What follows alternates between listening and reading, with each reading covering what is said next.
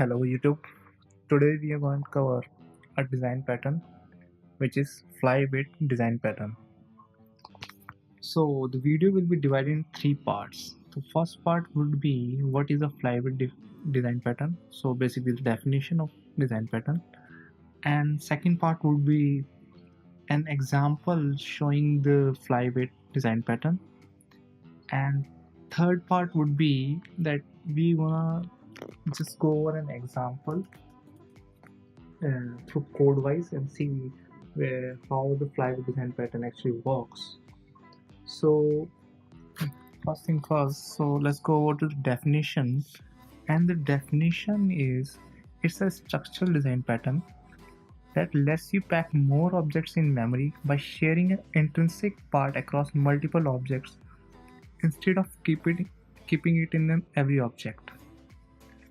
Basically, what it means is that if you have to create a large number of objects having some immutable common attributes which you can share across objects, then you can divide the object in two parts: intrinsic, which is immutable, and extrinsic, which is mutable.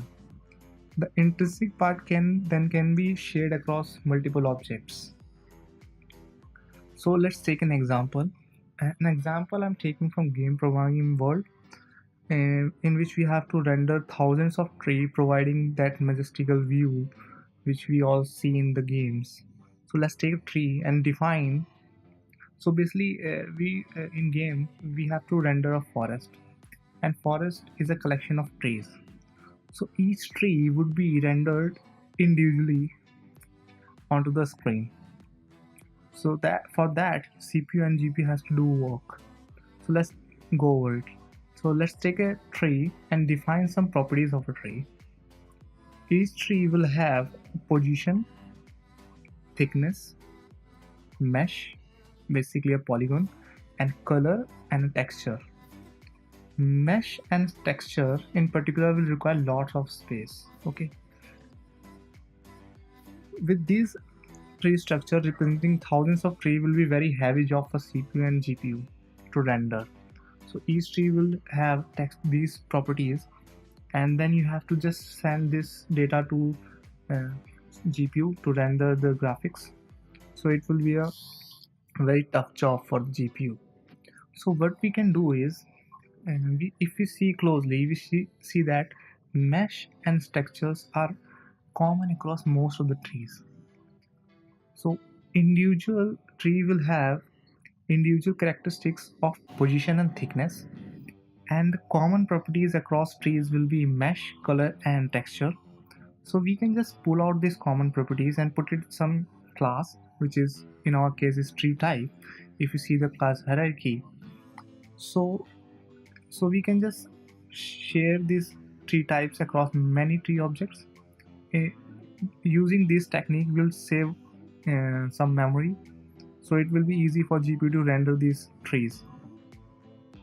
Okay, so and if you have seen some GPU APIs, like for example OpenGL, you see that actually they support flyweight design pattern kind of things.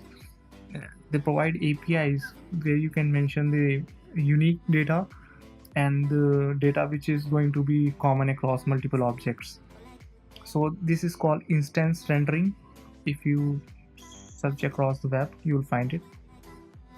So that's the definition of the example. Let's go over to the code. So for that, let me just open up my IDE. So I created a small hierarchy of tree. So let's start with main. So first I have a forest class. So inside a forest there is a bunch of trees represented through a vector.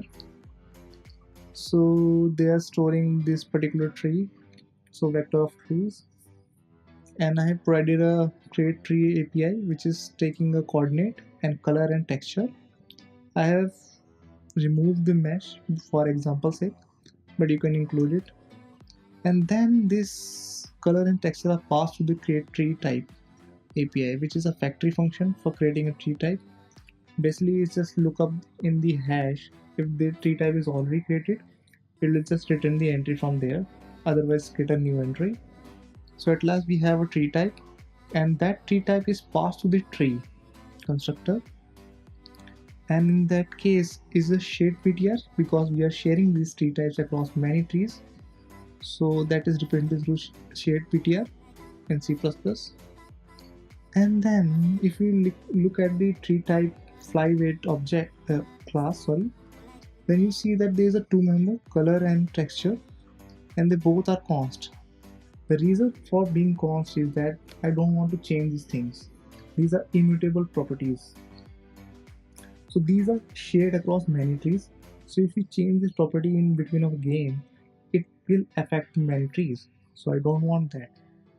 So if you run this program, you see that we have a texture printed, which is shared, texture 1, 1, 2, 2. So for being sure that they are shared, let me just bring the address of the texture. So they indeed are same thing. Okay. Okay. So this is the end for the video. If you have any doubt and queries, put it in the comment section of the video. I'll try to answer those. So bye for now. Thanks for watching.